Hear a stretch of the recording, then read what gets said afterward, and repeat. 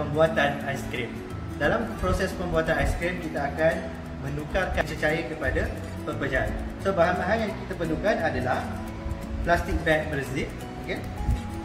Air berperisa yang diikat di dalam plastik yang lebih kecil, ais cube. Okay. So, di dalam pembuatan aiskrim ini, kita akan melakukan aktiviti di mana kita meletakkan ais di dalam plastik bag besar ini yang berzip. Kemudian kita akan menaruhkan air berperisa yang diikat di dalam plastik kecil ini di dalam plastik bag besar yang berisi ais cube. Okey. Selepas diisi kedua-dua bahan tersebut, kita akan zipkan bag tersebut dan kita akan memboncangkan bag yang berisi ais dan juga air berperisa tadi. Selepas beberapa ketika, air berperisa yang dalam sifat asalnya yang berbentuk cecair akan bertukar menjadi pepejal. Di situlah aiskrim terjadi.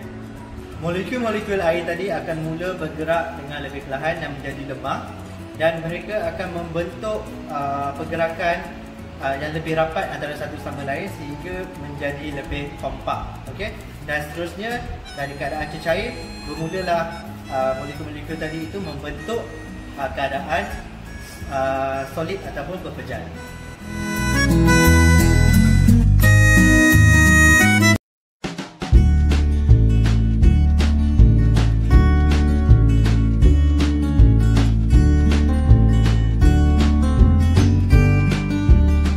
Benarkah anda melihat kejadian di mana insek ataupun serangga berada di atas permukaan air dalam keadaan terapung, ataupun titisan-titisan air seperti air embun yang berada di atas permukaan rumput ataupun dedaunan? Jadi, apakah itu fenomena yang berlaku? Secara fizikalnya, fenomena ini adalah terjadi kerana tegangan permukaan. Apakah itu tegangan permukaan? Mari kita lihat apakah itu tegangan permukaan. Tegangan permukaan merupakan daya ataupun tarikan ke bawah yang menyebabkan permukaan sesuatu cecair itu berkontraksi dan berada dalam keadaan tegang. Ataupun secara bahasa lain pula, tegangan permukaan juga boleh didefinisikan sebagai fenomena menarik yang terjadi pada sesuatu zat cecair itu yang berada dalam keadaan diam ataupun statik. Okey, bahan-bahan yang boleh digunakan adalah bekas yang boleh digunakan semula seperti bekas kek daripada aluminium ataupun bekas plastik yang boleh digunakan semula dan berisi air sehingga beberapa sentimeter dari dasarnya. Seterusnya, bahan yang diperlukan adalah kertas aluminium yang boleh dipotong, gunting, sebatang pensel dan juga klip kertas. Okey, secara logiknya, jika kita mengambil sesuatu objek yang mempunyai ketumpatan yang lebih tinggi, okey, bila kita letak di dalam air, okey, di atas permukaan air, dia akan secara logiknya tenggelam ke dasar bekas tersebut. Okey, sebagai contoh, kita boleh melihat demonstrasi ini dengan cara meletakkan klip kertas ini secara perlahan-lahan dan secara selari dengan permukaan air. Okey, so sebagai contohnya, ini adalah aktiviti yang menunjukkan bahawa klip kertas yang mempunyai ketumpatan yang tinggi berbanding air dapat terapung di atas permukaan air ini disebabkan oleh ketegangan permukaan antara permukaan air dan juga permukaan klip kertas tersebut.